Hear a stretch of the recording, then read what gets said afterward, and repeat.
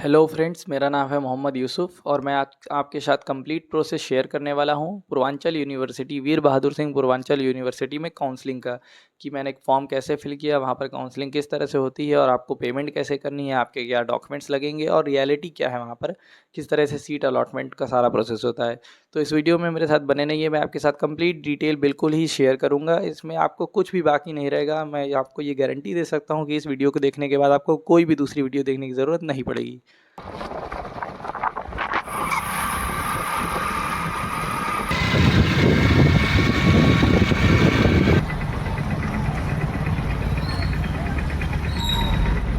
Room साफ हो रहा है। हाँ, ठीक है। समर सभी डॉक्यूमेंट्स रेडी करके हम यहाँ पर आ गए हैं कैंपस में अपनी काउंसलिंग कराने। टाइम से हम लोग यहाँ पर पहुँच चुके हैं, बट यहाँ पर अभी थोड़ा साफ़ सफाई चल रही है, तो आप लोग वीडियो में बने रहिए। मैं आपके यहाँ शेयर करूँगा कि क्या क्या डॉक्यूमेंट्स लगे हैं, किस तरीके से पेमेंट हो रही है और ये सारी डिटेल। तो अभी काउंसलिंग का प्रोसेस चल रहा है गाइस, आप देख सकते हैं ये सब बच्चे आए हुए हैं यहाँ पर। समर भाई कुछ बताइए काउंसलिंग का प्रोसेस कैसा है? ठीक है, रिपोर्टिंग टाइम यहाँ पे 1 बजे है, तो ये लोग को पहले बता देना चाहिए कि 10 से 1 बजे का है, तो आप 1 बजे आएंगे, 1 बजे का टाइम खत्म होगा उसके बाद ही 1 बजे तक रिपोर्टिंग टाइम है और काउंसलिंग का जो प्रोसेस स्टार्ट होगा वो 1 बजे से स्टार्ट होगा। आप बताइए सर, सुबह आपकी रैंक क्या है? सुबह से हम लोग तो लेट आए हैं यूसुफ भाई, थोड़ा अपना बताइए तेरा। और ये लोग भाई 9 बजे से आए हैं, जब यहाँ झाड़ू वगैरह लग रहा था तब से ये लोग आए हैं। अरे चलो, हम लोग को आए थे 11 बजे, थोड़ा जल्दी आ गए थे। ये भाई एकदम चिल मोड में आता है, जानता है इसका सिस्टम चला। ये देखिए पूरा एस्थेटिक जमा कर आया हुआ है।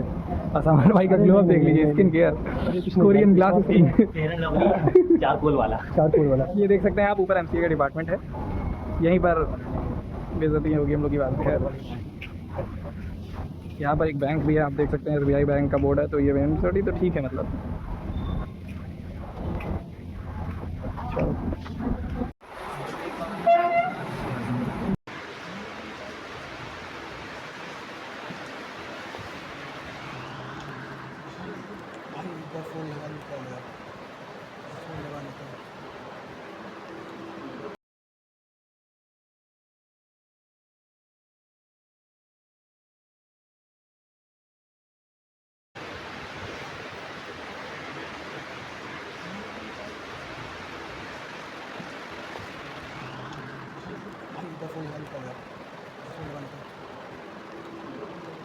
थी वहाँ पर काफ़ी ज़्यादा रश था, इस वजह से मैं काफ़ी सारी वीडियोस रिकॉर्ड नहीं कर पाया और काफ़ी ज़्यादा बिजी था इस वजह से।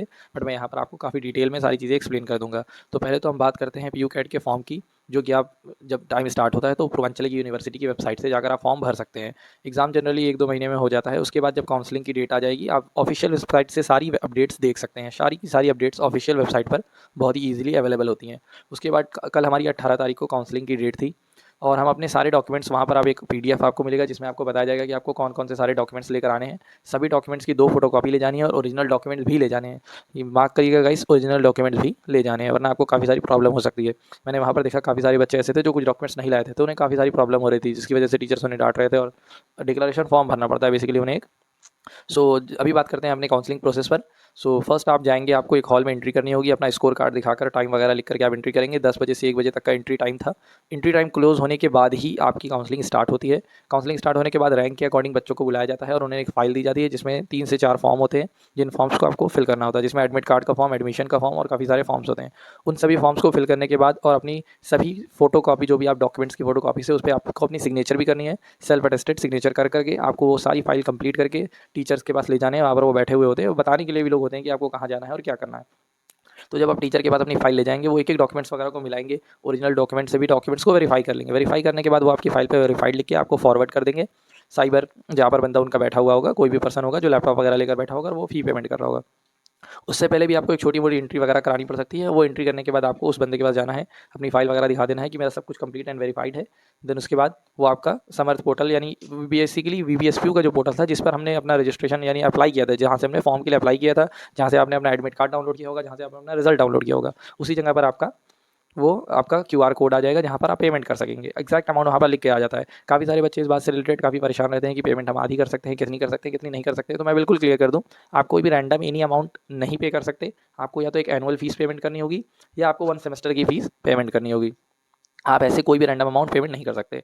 और मैं ये वीडियो बेसिकली गाइस इसलिए बना रहा हूँ क्योंकि मैंने नोटिस किया था कि पूर्वांचल यूनिवर्सिटी की कोई क्लियर वीडियो नहीं है काउंसलिंग प्रोसेस की कि एग्जैक्ट क्या होता है, हमें ऑफलाइन फॉर्म फिल करना होगा या ऑनलाइन फिल करना होगा, वहाँ पर क्या होगा कैसे नहीं होगा। तो मैं इन अभी सभी दोस्तों के लिए ये वीडियो बना रहा हूँ, जिनसे किसी को हेल्प मिल सके तो बहुत अच्छी बात होगी कि आपको ऑफलाइन फॉर्म दिया जाएगा रैंक के अकॉर्डिंग। और पूर्वांचल में पहले मैं आपको ये प्रोसेस बता देता हूँ, उसके बाद सीट के बारे में भी बता दूंगा। तो जब आप ऑनलाइन पेमेंट के लिए क्यूआर आएगा, आप वहाँ पर कैश नहीं दे सकते। याद रखिएगा गाइस, आप वहाँ पर कैश नहीं दे सकते, आपको ऑनलाइन पेमेंट करनी होगी। आप यूपीआई से पेमेंट कर सकते हैं अगर आप चलाते हैं, आप किसी साइबर वाले से पेमेंट करा सकते हैं क्यूआर की फ़ोटो शेयर करके। ओके, आप डेबिट कार्ड से भी पेमेंट कर सकते हैं। और पेमेंट करने में जनरली कभी कभार इशू आ जाता है, तो उसके लिए आपको परेशान होने की ज़रूरत नहीं है, सब कुछ मैनेज हो जाता है। और वहाँ पर पूर्वांचल में एटीएम वगैरह भी है, नीचे बैंक भी है, तो आप उसमें परेशान मत होइए। बट बेटर ये होगा कि आप 2 जगह अपना अमाउंट रखिए, एक आप जिससे पेमेंट करने वाले हैं, एक बैकअप प्लान में भी अमाउंट रेडी रखिए। बाई एनी चांस अगर मेरे साथ जो हुआ था गाइस, उसमें यूपीआई लिमिट मेरी रीच हो गई थी, तो मुझे थोड़ा उसमें प्रॉब्लम फेस करना पड़ा था, बट पेमेंट हो गई थी, मैंने दूसरे से करवा दी थी। तो ये बात हो गया प्रोसेस का। जब आप पेमेंट कर देंगे, आपको पेमेंट की एक ट्रांजैक्शन रिसिप्ट मिल जाएगी एंड आपको एडमिशन स्लिप फाड़ कर दे दी जाएगी, आपका एडमिशन कंप्लीट हो जाएगा। ये प्रोसेस बिल्कुल ईजी है। अब थोड़ा सा सीटिंग मैनेजमेंट समझ लेते हैं। पूर्वांचल में टोटल 99 सीट्स हैं, 90 सीट्स रिजर्व और 9 सीट रिजर्व है ईडब्ल्यूएस के लिए। तो 50% सीट पर जो एडमिशन होता है वो पीयू कैट एग्जाम के थ्रू होता है एंड 50% सीट पर एडमिशन सीयूईटी के थ्रू होता है।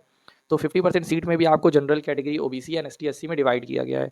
बट अगर आपकी रैंक अच्छी है, मार्क माई वर्ड्स गाइज, आपको अच्छी रैंक लानी है। अभी तक मुझे किसी ने बताया नहीं था, लोगों ने बोला हो जाता है, सबका हो जाता है, बट अभी मैं आपको रियलिटी बताता हूँ। उन बच्चों का जिनकी रैंक 1 से लेकर के 20 या 30 के बीच में थी, उनका बिल्कुल आराम से एडमिशन हो गया, चाहे वो जनरल हो, ओबीसी हो, एसटी एससी हो, डज नॉट मैटर। उनका एडमिशन बिल्कुल आराम से प्रोसेस के थ्रू हो जाएगा। आपको रैंक के अकॉर्डिंग नाम लेकर बुलाया जाएगा। मेरी रैंक 8 थी, तो मेरा आराम से एडमिशन हो गया। फॉर्म वगैरह आपको दे दिया जाएगा, बोला जाएगा आप फॉर्म फिल करिए। बट जिन बच्चों की रैंक 30+ थी, तो फिर वहाँ पर कैटेगरी सिस्टम स्टार्ट हो गया था। तो पहले वो एसटी एससी वालों को दे रहे थे, जो कि एसटी एससी की काउंसलिंग का कट ऑफ आई थिंक 100+ गया था।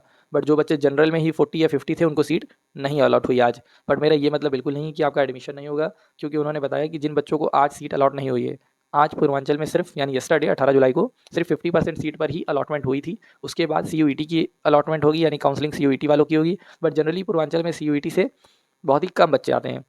सो इस वजह से आपको दोबारा बुलाया जा सकता है। तो आप लोग परेशान नहीं होइए, अगर किसी भी बच्चे की काउंसलिंग नहीं होती है, तो आप दोबारा जब बुलाया जाए तो उस काउंसलिंग में ज़रूर जाइए। मोस्टली चांसेस हैं कि आपके एडमिशन हो जाएंगे। एंड उसके बाद मैं बता दूं आपको, सीटिंग वगैरह हो गया, पेमेंट हो गया, इस तरह का सिस्टम है। आपको फॉर्म वगैरह फिल कर लेना, सब कुछ बिल्कुल आराम से हो जाएगा, परेशान होने की कोई भी ज़रूरत नहीं है। एमसीए डिपार्टमेंट्स के वहाँ पर आप जब काउंसलिंग के जाएंगे, वहाँ पर आपके एचओडी या हेड्स बैठे होंगे। और जो भी बच्चे सीएम यानी एफिलिएटेड कॉलेज से हैं, जहाँ पर पूर्वांचल यूनिवर्सिटीज़ एफिलेट है, उन्हें तो और आसानी होती है, उन्हें ज़्यादा फॉर्म्स वगैरह भी फिल नहीं करने होते हैं। आपको ओरिजिनल टीसी ले जानी है गाइस। डॉक्यूमेंट्स में मैं आपको बता दूं, डॉक्यूमेंट्स में आपको original TC, original character certificate, जो आपकी डिग्री है, आप जहाँ से आपने ग्रेजुएशन की है, उस स्कूल से बनवा कर ले जाना होगा। आपको हाई स्कूल और इंटर की ओरिजिनल मार्कशीट ले जानी होगी, अपना आधार कार्ड ले जाना होगा और अपने फादर का भी आधार कार्ड ले जाना होगा। वहाँ पर मेंशन नहीं है, बट आपको ले जाना होगा। और कुछ बच्चे, जैसे कि मेरा पर्सनल डाउट भी था, तो मैं आपके साथ इसको शेयर कर देता हूँ कि कुछ बच्चे सोचेंगे हमारे पास 5 या 6 सेमेस्टर का भी हार्ड कॉपी जनरली नहीं आई है, ये सिर्फ ऑनलाइन रिजल्ट है, तो आपका वो ऑनलाइन लगेगा। बट 1 से लेकर 4 तक के सेमेस्टर का आपके पास हार्ड कॉपी होनी चाहिए, यानी जो आपके कॉलेज से अवेलेबल है वो आपको ले जाना है। और हर चीज़ की कॉपी वगैरह ये सब आप करा कर जाइए, तो आपके लिए बहुत ही अच्छा होगा। आई होप कि ये वीडियो थोड़ी आपके लिए यूज़फुल रही होगी, इससे आपको कोई जानकारी मिल सकी होगी, कोई हेल्प मिल सकी होगी। और अगर मैंने किसी चीज़ को बताने में कोई मुझसे गलती हुई है, तो आप मुझे बिल्कुल ही कमेंट सेक्शन में करेक्ट कर सकते हैं। Thanks for watching. I hope you all get admission. Happy journey.